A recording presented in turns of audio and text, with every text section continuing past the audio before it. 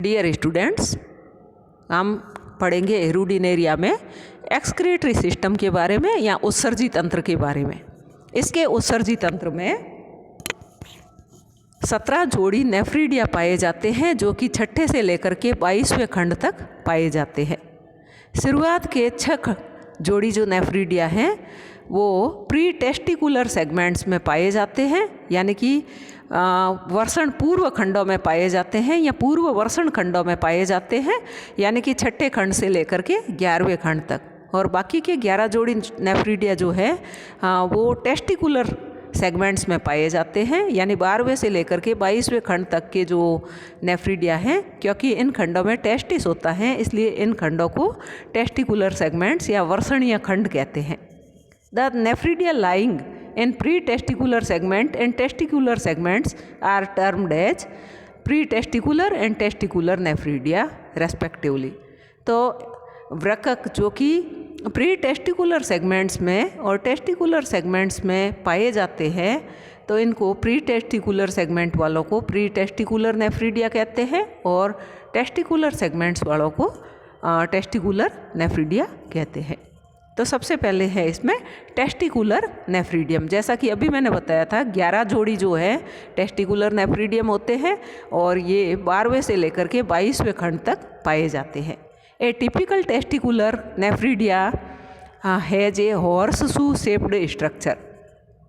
तो इनकी संरचना जो है, आकार जो है वो घोड़े के नाल के समान होता है और इसमें निम्न संरचनाएं पाई जाती हैं। पहला है सिलिएटेड ऑर्गन या पक्षमापी अंग, दूसरा है इनिशियल लोब, आरंभिक पिंड, एपिकल लोब शीर्षस्थ पिंड, मेन लोब मुख्य पाली, इनर लोब आंतरिक पाली and vesicle duct and the vesicle, और आशय नलिका और आशय। तो पहला है सिलिएटेड ऑर्गन या पक्षमापी अंग is completely enclosed within the perinephrostomial ampullae which is a dilation of the hemocoelomic system। तो यह पूर्ण रूप से पेरीनेफ्रोस्टोमियल एम्पुली के अंदर घिरा हुआ होता है जो कि हीमोसीलोमिक सिस्टम के द्वारा बनाई जाती है। A ciliated organ has a central reservoir, इसमें बीच में एक आशय होता है विच इज़ परफोरेटेड, छिद्रित होता है, around which are innumerable ciliated funnels, और उसके चारों तरफ जो है असंख्य पक्षमापी कीप पाए जाते हैं या कीपाकार संरचनाएं पाई जाती है। द रिजर्वायर इज ए मोर और लेस स्पंजी स्ट्रक्चर। यह जो बीच वाला आशय है यह स्पंजी संरचना होती है with an outer wall formed of single layer of cells. इसकी बाहरी भित्ति जो है उसमें कोशिकाओं की एकल परत पाई जाती है and A central mass consisting of connective tissue cells which manufacture corpuscles, और केंद्रीय संयोजी ऊतकों का एक सेंट्रल मास या केंद्रीय पिंड होता है जिसके द्वारा कणिकाओं का निर्माण किया जाता है। यहाँ पर इसका डायग्राम दिया गया है, तो इसके डायग्राम में दिखाया गया है इसका जो इनिशियल लोब है, आगे की तरफ सिलिएटेड ऑर्गन दिखाया गया है जो कि टेस्टिस सैक के अंदर है और हीमोसीलोमिक नेफ्रीडियल ब्रांच आ रही है, यह इसको सिलिएटेड ऑर्गन को घेरे हुए हैं। तो इसके ऊपर से इसका इनिशियल लोब शुरू हो रहा है और इनिशियल लोब जो है यह इसके मेन लोब के ऊपर पूरी तरह से गिरा हुआ है, इसको घेरे हुए हैं। फिर है इसका एपिकल लोब है, इनर लोब है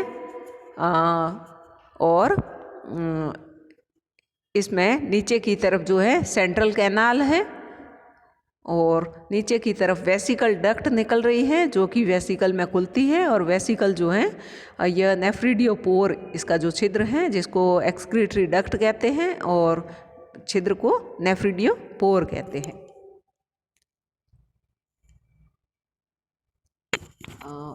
ईच सिलिएटेड फनल जैसा कि यहाँ डायग्राम में भी दिखाया गया है, एंटायर सिलिएटेड ऑर्गन दिखाया गया है और इसकी सिंगल फनल को दिखाया गया है। तो यह सिंगल फनल में ऊपर की तरफ सीलिया उपस्थित है और वाल ऑफ रिजर्वायर है, तो सेंटर में इसके रिजर्वायर पाया जाता है। Each ciliated funnel is like an ear lobe, तो यह कर्णपिंड के समान दिखाई देती है, with about 1/4 of its margin incomplete along one side and is covered with outwardly directed cilia on its outer margin and inner surface। तो इसकी एक सतह जो है अपूर्ण होती है और इसकी बाहरी सतह जो मार्जिन है, बाहरी सतह जो है और आंतरिक सतह पर सीलिया उपस्थित होते हैं। The chelated organ manufacturers coelomic amoeboid corpuscles, तो सिलेटेड ऑर्गन के द्वारा पक्ष्माभी अंग के द्वारा हीमोसिलोमिक सिस्टम में पाई जाने वाली अमीबॉइड कणिकाओं का निर्माण किया जाता है। Ciliated organs are joint to nephridia in the embryo, तो पक्ष्माभी अंग जो हैं वो नेफ्रीडिया के साथ में भ्रूणीय अवस्था में जुड़े रहते हैं, लेकिन एडल्ट एनिमल में उनका नेफ्रीडिया के साथ में कोई कनेक्शन नहीं होता है।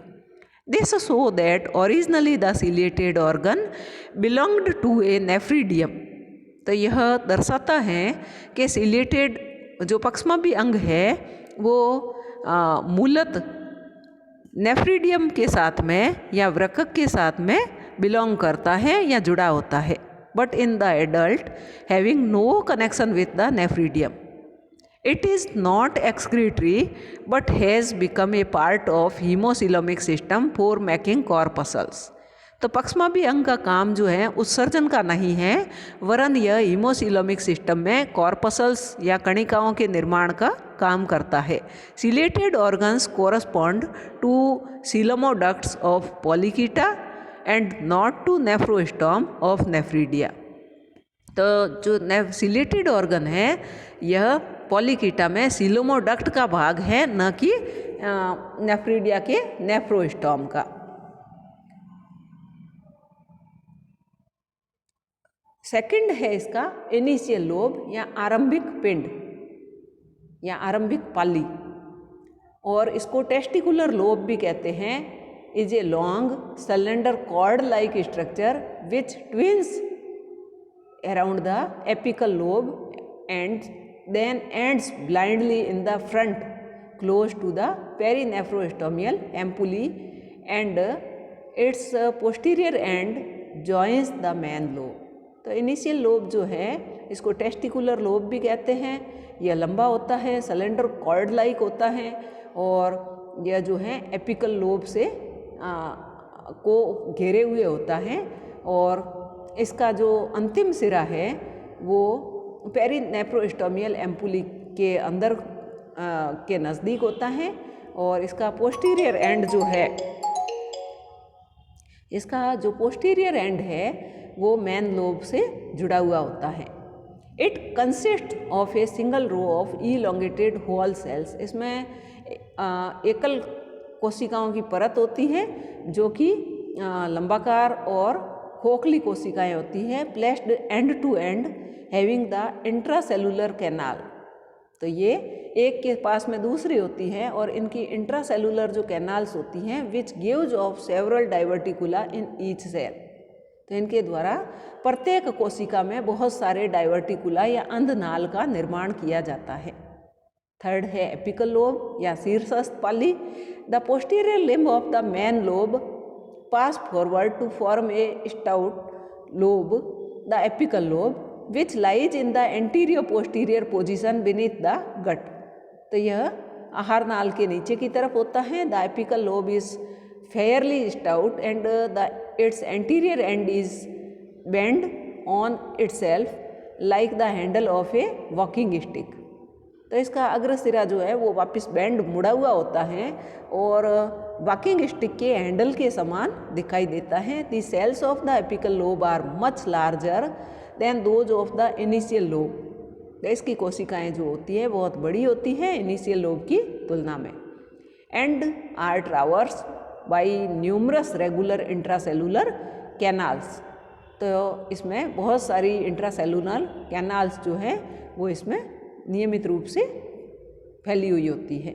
थर्ड, इसका फोर्थ है मेन लोब, मुख्य पाली, forming the horseshoe proper. तो यह घोड़े की नाल का मुख्य भाग है। Lies in the ventrolateral position between the adjacent diverticula of the crop. It consist of 2 unequal limbs. इसमें 2 असमान पालियाँ पाई जाती हैं, one longer and anterior in position and the other smaller and posterior. The cells of the main lobe are the largest in the nephridium and polyhedral in shape. तो इसकी कोशिकाएं जो है, मेन लोब की कोशिकाएं नेफ्रिडियम में सबसे बड़े आकार की होती हैं और पॉलीहेड्रल शेप में होती है। नेक्स्ट है इनर लोब, आंतरिक पिंड या आंतरिक इसका जो है लोब कहेंगे इसको, is narrow and lies all along the inner concavity of the main lobe and also runs forwards along the outer border of the apical lobe for about half of its length. Its cells are long and tubular. The lumen in each cell is very large and makes a big excavation in the cell. Cytoplasm contains A small nucleus. तो इसके cytoplasm में एक छोटा केंद्रक उपस्थित होता है। Next है vesicle duct and vesicle. From the lower end of anterior limit of main lobe arise a thin vesicle duct which passes over and joins a large thin walled oval bag called vesicle or bladder. Bhatia has described that the lining of bladder is ciliated, but later workers B. Dev is of the view that the so-called cilia are nephridial microflora consisting of non-motile bacteria ranging from 2.8 micron to 7 micron in length. तो शुरुआत में भाटिया ने तो ये माना था कि bladder की लाइनिंग जो है वो सिलिएटेड होती हैं, लेकिन बाद में बी देव ने यह बताया कि ये जो सीलिया है ये नेफ्रिडियल सीलिया जिनको अपन कहते हैं ये माइक्रोफ्लोरा है जो कि नॉन मोटाइल बैक्टीरिया होते हैं और इनकी लंबाई जो है 2.8 म्यू से लेकर के 7 म्यू तक होती है। From the vesicle emerges a short excretory duct which opens externally by a round aperture. तो इसके वेसिकल के अंतिम सिरे पर एक छोटी उत्सर्जी नलिका निकलती हैं जो कि बाहर की तरफ एक गोल छिद्र की सहायता से खुलती हैं। द नेफ्रिडियोपोर जिसको कहते हैं in the last annulus of the segment in which the nephridium lies. A nephridium is made of a cord of cells. The initial lobe has no canal, but an intercellular ciliated canals starts from the apical lobe, goes into inner lobe, then passes through the main lobe to enter the vesical duct. Pre-testicular nephridia तो 6 जोड़ी होते हैं called pre-testicular nephridia, resemble the testicular nephridia in structure, but they lie in the segment from 6 to 11th, in which testis sacs, perinephrostomial ampullae and ciliated organs are absent. The initial lobes of these nephridia end loosely in the general connective tissue on either side of the ventral nerve cord. Central canal of nephridium. Cells of initial lobe, apical lobe and inner lobe possess intracellular canals. तो इनमें अंतःकोशिकीय canals पाई जाती हैं, नलिकाएं पाई जाती हैं। All these open into A central canal. ये सारी की सारी मिलकर के केंद्रीय नाल में खुलती हैं, originating from the anterior part of the apical lobe, जो कि एपिकल लोब के अग्रभाग से उत्पन्न होती है। The central canal is thus a long continuous passway traversing through the different lobes of nephridium and finally enters the vesical duct near anterior limb of the main lobe. Thus, this canal carries the excretory product secreted by the glandular cell masses of the nephridium and finally discharges into the vesicle through the vesicle duct. Physiology of excretion. The ciliated organ is completely separated from the nephridium in the adult.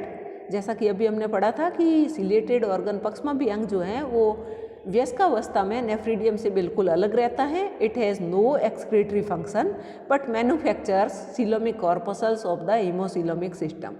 The nephridium proper is truly excretory in function and serves to eliminate excess of water and nitrogenous waste. तो nephridium का काम जो है वो अतिरिक्त जल को और नाइट्रोजनी अपशिष्ट पदार्थों को उत्सर्जन का रहता है. Nitrogenous waste consists mainly of ammonia and small quantities of urea, hence leech is ammonotelic. क्योंकि मुख्य रूप से अपशिष्ट पदार्थों में अमोनिया होता है, इसलिए लीच जो है वो अमोनोटेलिक एनिमल है. Nephridia act as excretory as well as osmoregulatory organs. तो वृक्क जो हैं वो उत्सर्जन के साथ साथ में परासरण नियमन का काम भी अंग भी होते हैं. Nephridium is richly supplied with branches of haemocoelomic channels and the gland cells separate waste product from the haemocoelomic fluid. The excretory fluid is finally collected in the vesicle of nephridium to be discharged through the nephridiopore. As referred to, nephridium is also osmoregulatory in function because it is related to maintain water balance in the body. The osmotic pressure of body fluid is always higher than the surrounding water. तो इसका जो osmotic pressure body fluid का है वो हमेशा ही surrounding water की तुलना में अधिक होता है. Hence water enters its body continuously. The nephridia however removes excess water. The leeches are also said to possess a special mechanism in their epidermis for taking sodium and chloride ions to compensate those lost in the metabolism. तो एक विशेष क्रियाविधि के द्वारा इसकी epidermis जो है वो sodium और क्लोराइड आयंस को लेती रहती है.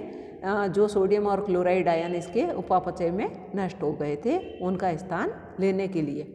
This helps in maintaining A constituency in the body fluid osmotic pressure. तो यह शरीर के तरल का परासरण दाब जो है बनाए रखता है. Several workers have also assigned in an excretory function to the botryoidal tissue, the capillaries of which are in communication with the haemocoelomic fluid. तो कुछ वर्कर्स का यह भी मानना है कि बोट्राइडल उत्तक जो है वो भी एक्सक्रीशन का काम करते हैं और कैपिलरीज वहाँ से जो आती हैं वो हीमोसीलोमिक फ्लूइड के साथ में जुड़ी हुई होती है. थैंक्स.